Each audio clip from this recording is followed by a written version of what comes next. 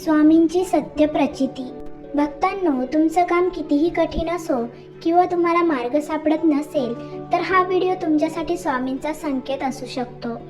आज मी तुम्हाला स्वामींच्या एका अशा प्रचितीबद्दल सांगणार आहे जी ऐकून तुमचा स्वामींवरील विश्वास अधिकच घट्ट होईल.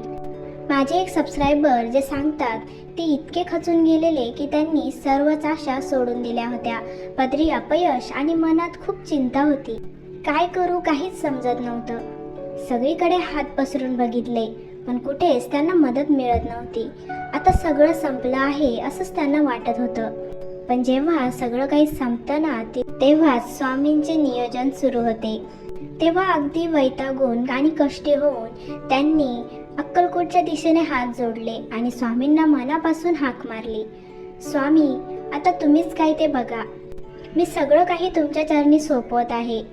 मला जन्माला तुम्हीच घातलंय तर अशा संकटांमधून बाहेर काढणंही तुमचंच काम आहे. मी माझा संपूर्ण देह, मन, तन, धन सगळं काही तुमच्या चरणी समर्पित करतो. माझं असं इथे काहीच नाहीये. जे काही आहे ते तुमचंच आहे असं म्हणून त्यांनी सर्व काही स्वामींच्या चरणी अर्पण केलं आणि लगेचच बघा चमत्कार घडला. ज्या कामासाठी ते वर्षभर भटकत होते ते काम अवघ्या काही तासात पूर्ण झाले. त्यानंतर त्यांना खरंच प्रचिती आली.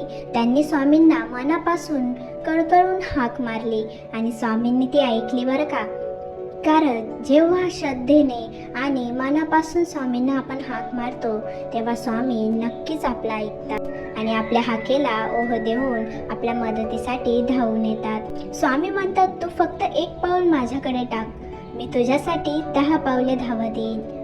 संकटात घाबरू नका, कारण जिथे तुमची ताकद संपते ना तिथे स्वामींची कृपा सुरू होते. जर तुम्हालाही स्वामींची अशी प्रचिती आली असेल आणि तुमचा स्वामींवर नितांत विश्वास असेल तर कमेंटमध्ये श्री स्वामी समर्थ नक्की लिहा आणि तुमचा अनुभवही आमच्यासोबत नक्की शेअर करा.